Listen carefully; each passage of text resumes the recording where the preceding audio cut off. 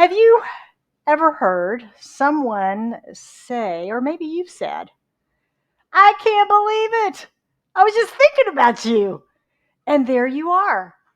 Or the phone rang. Anybody? I heard that a lot this week. And it made me realize how active the law of attraction is in our lives all the time. And it doesn't matter whether we're thinking about someone else or we're thinking about our own stuff, right? Because the law is always working. And it's kind of spooky if you think about it. It's like, really? It works for me and it works for someone else too? Because that person showed up when I was thinking about them. Am I really that powerful? Are they that powerful? What's going on here? Well, it's not spooky. It's, as I say, the way that the law works. What if we could learn more about how to more successfully use this law that's already at work in our lives? My talk today is, Does Thinking Make It So? And that, of course, comes from Shakespeare, Hamlet, I believe. And today, though, we're going to use this to look at the spiritual law of the law called the law of attraction and how we can use it more proficiently because we're already using it. We're already using it. So we're going to elevate our use of it. The movie that I've selected, you just saw the trailer for. It's called The Secret, Dare to Dream, and it's based on the book by Rhonda Byrne several years ago. How many have read the book? Okay, good. And it features Katie Holmes and Josh Lucas, and it's based on the writings of Wallace Wattles. How many did our book study with Wallace Wattles several years ago on our prosperity principles? Yeah, so it's all about that. Now, in the movie, you saw the two main characters in the trailer. One is Bray, that's played by Josh Lucas. And you may have noticed in that trailer, he's kind of optimistic. Did you notice that? Now, he's like that in this whole movie. He's got this idea that everything works out. Everything's going to be okay. Everything goes my way, really. And like he said, no matter even if it's the bad stuff, it's leading to something better. This is kind of his way of being. It's the way he shows up. It's the way that he shows up. On the other hand, Miranda, who you also met, Katie Helms, was one of the first things she said. Oh, it can get a lot worse, right? Yeah, it can get a lot worse. She never expects the good to come to her. She never expects it. You think she expected that tree to blow into her roof during the storm? Probably. Probably, right? So she's always expecting the other shoe to drop. She's always expecting and affirming the bad things in life. Ain't it awful? You realize they're both using the law of attraction. One's using it affirmatively in what I would call an affirmative expectation state of mind, and she's using it negatively. Because it's always working, we get to say how it's going to work. We choose through our thinking, through our beliefs, and through our actions how the law works through us.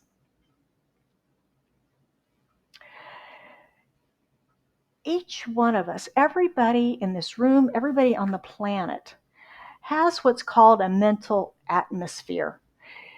Have you ever met someone and gone, oh my gosh, I really want to get to know this person? They got great energy. They seem really cool or compassionate or charismatic. Or you meet someone and you go, I need to go wash my hands. Right? Don't know anything about them. It's energetic. It's the mental atmosphere that this person carries about them. And a lot of times we have an idea, we want to create something new in our life, and it's top of mind. It's right in our conscious awareness. But it's not embodied within us. It's not embodied within us yet.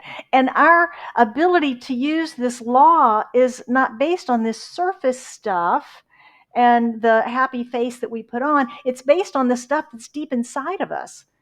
It's based on, as Ernest Holmes, a founder, says, the tendency of our thinking. Anybody's mind ever wander? Have you ever turned around and go, whoa, what was I thinking about? Where did I go?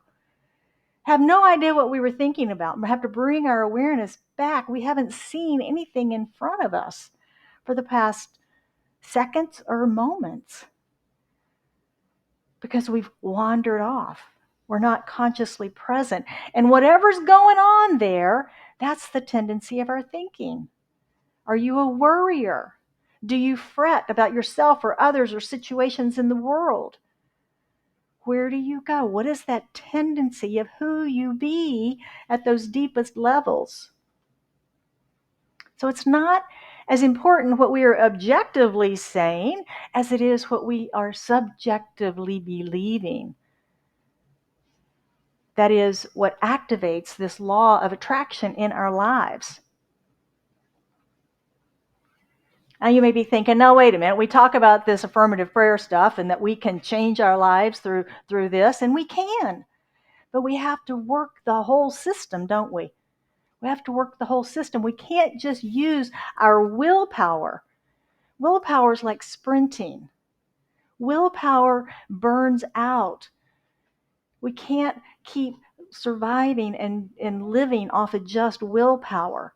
That's not what it's designed for. It's designed to shift us, to get us focused so that we can stay the course and stay on our track.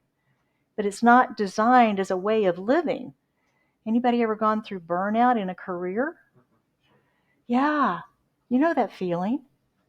That's willpower, and you just can't do it. And the same is true in our spiritual lives. We just can't do that. We can't hold on at that level. So remember that Bray, the lead character in this movie, has an affirmative expectation that life works out well. He just holds that as a way of being. He's embodied his beliefs. He's embodied them. They're a part of who he is now, and he's living them, and he expresses them. It's his beliefs and his subjective thoughts, those deep down, that are their vibrational match for that good to find him and to be in alignment with him and his good. You'll see in the movie examples of him using this in small ways and in large ways. Just in his communication, even with strangers, we see his belief system out on the table. What he's thinking, what he's believing. It's part of who he is. And that's what it takes, is getting ourselves to that point of embodying it. It becomes a part of who we be, who we are. Has anybody seen the TV show Suits? TV show Suits. Yeah. I've been binge watching that a little bit lately. I'm sad to say, but it's a pretty good show. Good characters. And if you have seen it, one of the attorneys, it's a legal show, one of the attorneys that's on this, his name is Louis Litt. Louis Litt. And he's one of those characters that you love to hate. And he is an example, I think, of the law of attraction in action. Because he's always messing things up, or at least making them worse, right? He's one of those people that, I'll take care of this. And it just, it's like blows up. It's horrible. He makes things worse. So as I thought about him as a character in this talk, Law of Attraction, I realized that it's his thinking that's bringing about all of his trouble. He instantly assumes the worst in others because his actions reflect his own thoughts and beliefs. In one of the episodes, let me give you an example. There's a new partner that's come on board, and Lewis decides he's going to turn over a new leaf. He's going to befriend this new partner. So he goes in and he invites him to lunch. And the guy says, sure, I'd love to go to lunch with you. It was time for lunch, and the managing partner comes in to the new partner and says, I need you to go meet a client with me now. And he says, "Oh, I got lunch with Lewis." And he says, "Well, you're going to have to cancel that. This is important. We've got to go meet the client now." And so the guy calls Lewis and goes, "Hey, I'm really sorry. I've got to go to a client meeting. I can't make lunch. Let's reschedule." Lewis says, "Oh, no problem, no problem." And Lewis is on his way to the elevator, and so are Harvey and this guy. And Lewis sees them, and rather than just keep walking and say, "Hey, what's going on?" he hides. He hides, and then assumes he's been abandoned by the new partner for Harvey as a friend. He's been abandoned for lunch, and oh, ain't it awful? And these are horrible people. He's projecting his own beliefs about himself on them rather than simply asking, "What's happening? What's going on?" And finding out that, in fact, they were going to a client meeting. It was not what he was making up about that situation at all. So we know that life is always a mirror, and it's always reflecting back to us our beliefs about ourselves. But many times we will choose to blame the reflection rather than recognize it as our own. And that's what that character, is doing. He's blaming everyone around him for their behavior rather than recognizing what he's receiving is a reflection of his own behavior, of his own beliefs and his own thinking. In the science of mind, one of the important core beliefs that we teach is that of this affirmative, optimistic outlook on life, and that we are more inclined to draw that optimism into us, into our lives, when we live from that place. So developing that affirmative and expectant attitude and embodying it into our daily living is really one of the keys to attracting consistent good into our lives. It's hard to attract good when we're thinking about the negative, isn't it? It's hard to align with that. Those two things sort of are separate. So the challenge for most of us, though, is in the spiritual practice and the discipline that it takes to not only get there, to get to that affirmative and expectant attitude, but to stay there. Have you noticed that? That it's not even easy to get there sometimes, but to get there and then to stay there, to hold that attitude. Because science tells us, it's proven, that we are more wired, if you will, for negativity, that we're suspicious, that we doubt. And then those attitudes get confirmed to us by nightly news, situations in the world, things that happen in our lives. And we go, "Yeah, see, I told you. I told you." But that thinking sinks our ship to joyful living when we affirm that instead. We're a little bit like a guitar. Have you ever heard a guitarist get up to go play and they're doing the strings and getting everything tuned back up? The strings needed to be tightened up. They'd gotten loose from the last time they played. And so they needed to tighten them up to retune them. And sometimes we need to retune. Sometimes we need to retune. When I first started learning about this teaching, I had to work at releasing negative attitudes, thought patterns, habits, ways of being that I had been taught were the way of the world, was the way life worked, was the way people were, was the way things unfolded. Sort of like Miranda. That can always get a lot worse, right?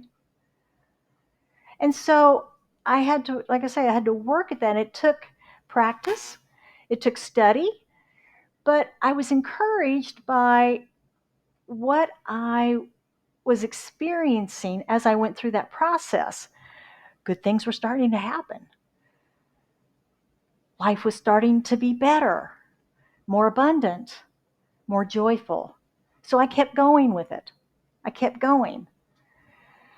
But what I've noticed as I've stayed in this teaching for many years is that our tendency is to sometimes what I call fall off the spiritual treadmill, which is stopping some of the things that got us there.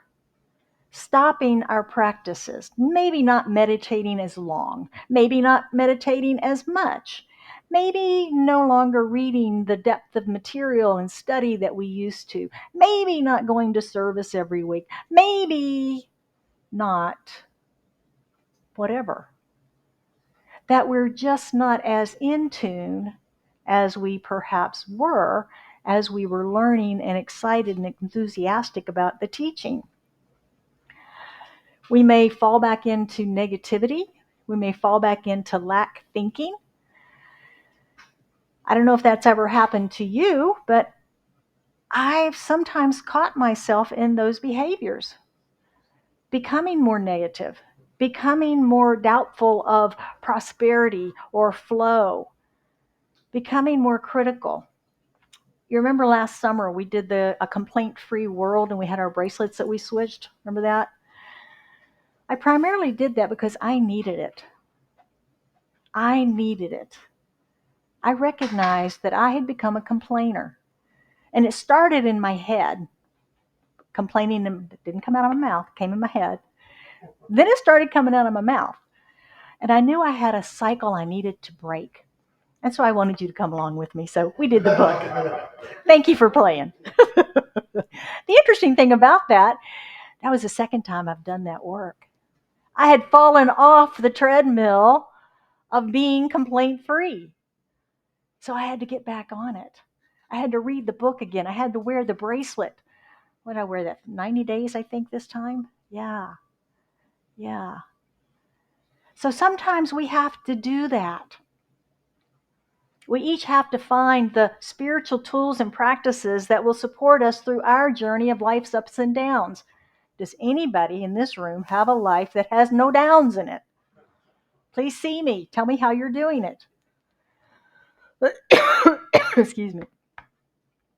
Fortunately, the science of mind teaches us a lot of tools and practices that we can use to change an immediate situation, a long-term challenge, the subjective that from childhood or wherever that's still there, that's percolating within us. We've got tools and practices available to us in this teaching that help us to transform all of that. It's one of the most powerful things that we have. One of them, of course, is spiritual mind treatment. Now, you heard Daniel this morning in our opening prayer. Did you recognize his 5 steps? Probably not. He's a trained professional. We no longer recognize each one of those steps. It's all there, though. It's all there. If you're not familiar with spiritual mind treatment, we have lots of opportunities to learn. You can pray with a practitioner. You can have a practitioner session where we'll work with you. We have flyers in the lobby that you can pick up that tell you what it is, how to use it. And we teach it in our classes. And if you are interested in that, I invite you to come to the Education Forum on August the 6th and tell us how you'd like to participate in your spiritual unfolding, your advancement, your education in spirituality. Ernest Holmes, again, is the founder of Centers for Spiritual Living. He's also the author of The Science of Mind that all of this stuff is contained in that we teach from. And he says a prayer or spiritual mind treatment is a conscious, definite centering of thought on some desire, uniting this desire with ultimate reality, causing the mind to perceive that this universal reality is forming itself through the pattern of the thought or desire. Spirit only works through us, right? Spirit works through us. It doesn't work out there. It works through us. And that's what affirmative prayer is doing for us, is allowing us to get ourselves into alignment with our desire, to allow this law of attraction, spirit, to work through us. So, if you'd like to learn more about these principles and these ideas and these practices of the science of mind, I invite you to sign up for Mindful Monday. It's a newsletter we send out on Monday mornings. It's a recap of the talk from today, the quotes, and also our practicing the principles that we're going to talk about right now. You get more detail on these. So you can sign up in the lobby. You can sign up with the QR code. It was up. Okay, the QR code, or you can send an email to me at scottsdalecsl.org. All right, I got 3 for you today. Number 1 is coincidences and serendipity. Coincidences and serendipity. All those things where you think, gosh, I was just thinking about you. Or, wow, I was just thinking about that happening, and then, gosh, look at that, it happened. Like the pizza at the door, right? All of those sorts of things, serendipitous, coincidental things. Keep a record of those this week for yourself. Set an intention for yourself right now. I'm going to watch for these. I'm going to jot them down. At the end of the week, I'm going to read my list, and I'm going to see how much luck or fate or chance was involved in that.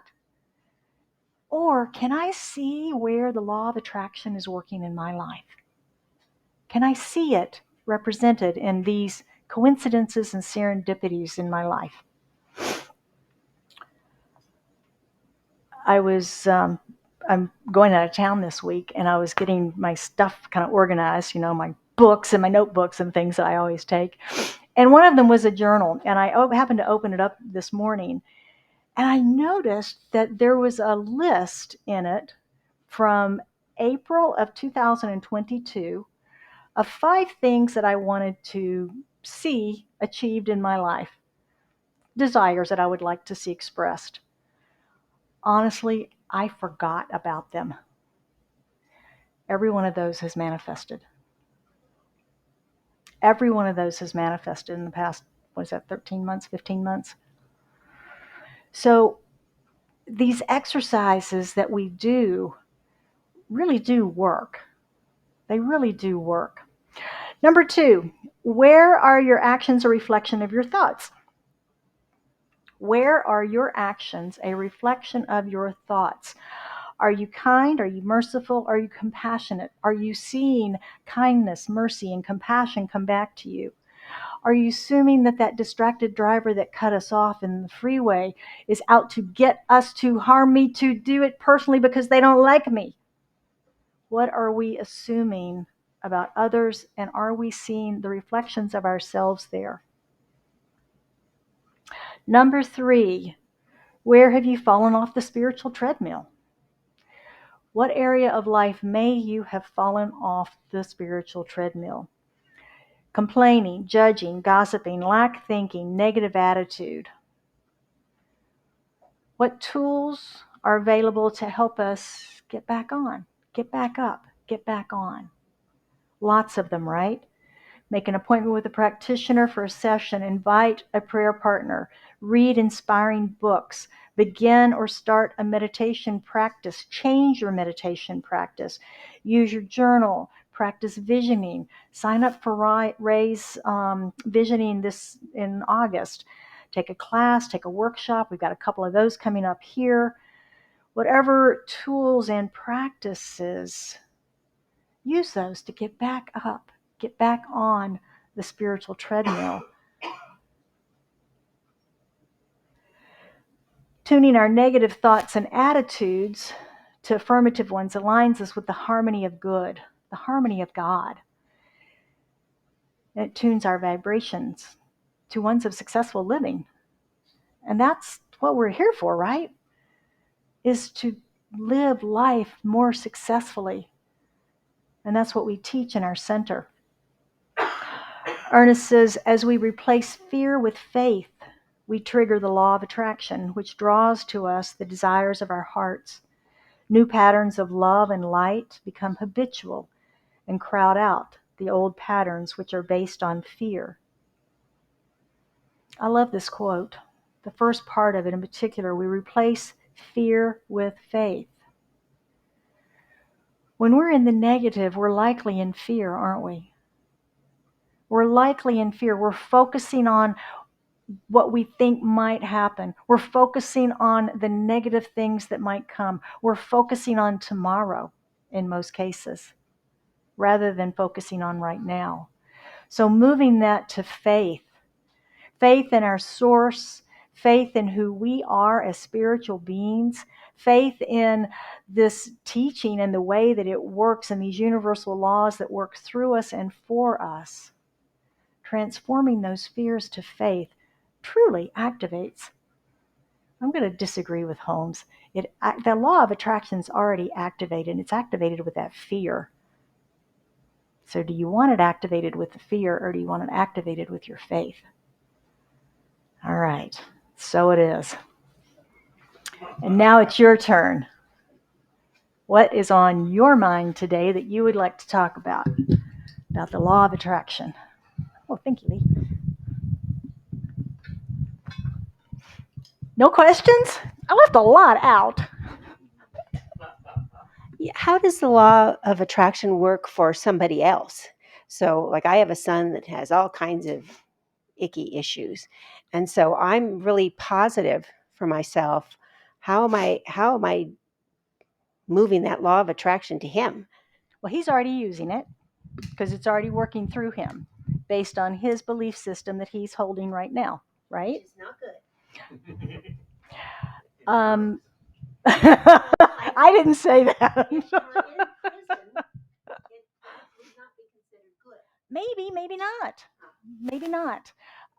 We have had prison ministries in many of our communities, and I know personally of at least one person that was converted and not converted, that's not the right word, that learned, sorry, right, point, that learned about signs of mind principles and came out and transformed his life, started his own very successful company, and has gone on to do wonderful things.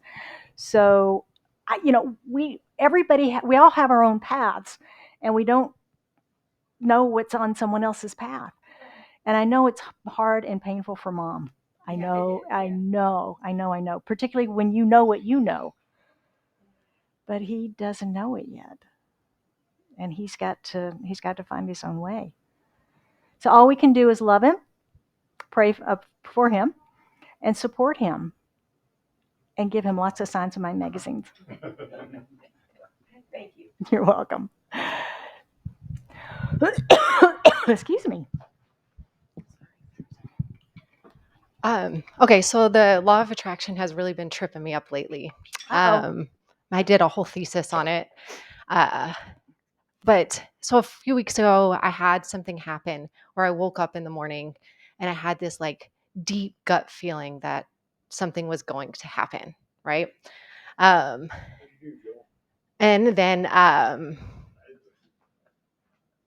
even thought to myself, like, no, I'm not going to think that. No, I'm not going to think that. No, I'm not going to think that, right? And then it happened. Mm. And so I wondered to myself, well, was this like an intuitive knowing, right? Or did I hold this thought long enough to have it happen? Which feels most real to you? I don't know. That's why it's tripping me up. Because the gut feeling that I had when I woke up probably felt the most real. But if I go through the course of, thinking about it, it was that I kept telling myself, oh, I'm not going to think that. Right. Mm-hmm. So that was like I don't know. It was just curious. Yeah. Either way, did you think about what it was you would prefer instead?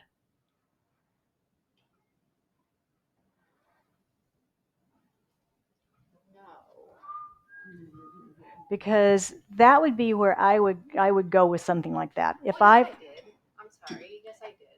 I thought about, well, I'm not going to think that because this is what I expect, or this is what I would rather happen. Which energy was stronger? I don't know. That's why it's true. They feel like equal, I guess. Yeah. What you told me first was that you kept saying I'm not going to think about that. I'm not going to think about that. I'm not going to think about that. Yeah. Not, I'm thinking about this instead. And I'm turned away from that condition. And this is what I'm now focused and know is going to happen.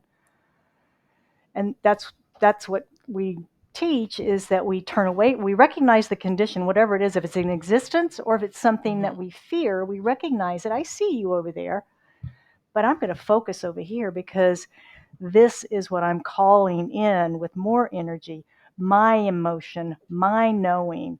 This is for me. Got it.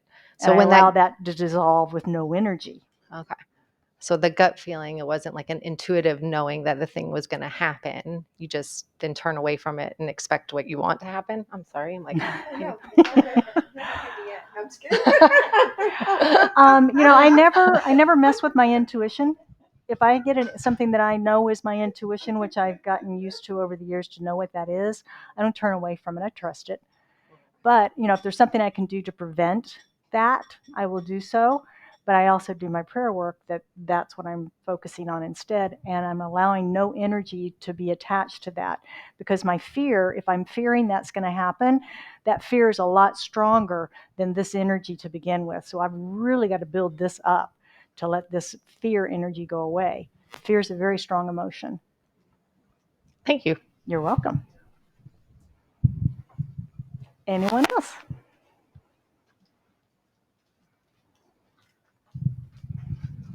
One of the things that you had shared with me too is it's not so much what you think, it's what you believe, and what you know is going to happen.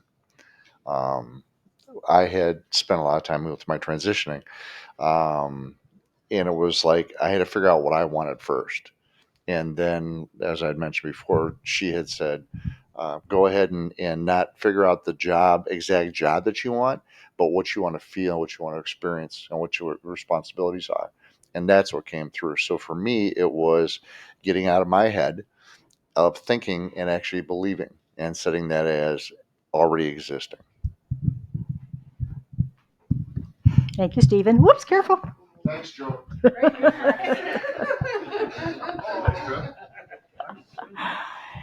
Anyone else? Time for one more, two more? Nothing? Once, twice? Here you go. So, like Reverend Jill said, there's a lot that can be said about the moving parts of the law of attraction. It is really a living principle, like all the inspired spiritual principles that we understand here and abroad. So, one of the things that helps me with the law of attraction is to know that it's one of many moving parts in universal principles. But the thing that comes to mind as I took in this talk was attention. Wherever one places their attention, energy seems to flow to that point. Wherever attention goes, energy seems to flow. So we've understood that the law of attraction is part of the fields of energy, the point of resistance and the point of attraction. So we first, to Stephen's point, we first have to understand and ask ourselves, what are we paying attention to? And one thing I can share with you that puts a lot of us at ease is that the universal intelligence, being divine and wonderful and beautiful that it is, there's a buffer of time that happens. So if thoughts become things, thank goodness there's that buffer of time, because you can imagine what kind of a world we'd be living in if thoughts were instantaneous. So the consistency is go back, check how you're feeling, know where your attention is, and then ask, is this part of the aspiration and desire that is healthy and good for my attraction? Because it's always working. Thank you. Mm-hmm. Thank you. All right. Are we complete? Okay. Thank you. Thank you, everyone, for sharing your thoughts. We appreciate you. Would you join me in prayer as we anchor this morning?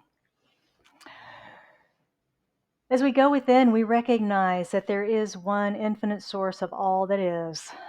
It is life, it is love, it is joy and harmony, peace and balance. It is the goodness, it is inspiration, intuition, and wisdom. It is infinite love, pressed down to overflowing through its creation. And all of that is here now present, in, through, and as me, in, through, and as each one of us, in, through, and as all that is. For we are one, united in this wholeness, in this perfection, this thing called life. We are that love in form, in manifestation. And so from this place, I speak my word for and about each one of us as I know, claim, and accept the truth of who we are as spiritual beings right here, right now. Each and every one of us as godlings through which Spirit acts, through which Spirit gives, through which Spirit loves. We are whole, perfect, and complete in this manifestation. And I know that each one of us is sourced abundantly of the divine, of creative ideas, of financial flow and substance, of love, of joy, of harmony, of peace, and all that we desire, of infinite health and loving relationships. I know for anyone that has anything on their heart this morning as they lift it into the consciousness of this prayer, that we as a community hold them in our light and in our love, knowing the perfect manifestation and unfoldment of this desire in their life right here and right now. And so it is with a grateful heart filled with thanksgiving and joy and acceptance that I release this into the action and activity of law, the activity of mind, knowing that it is already done.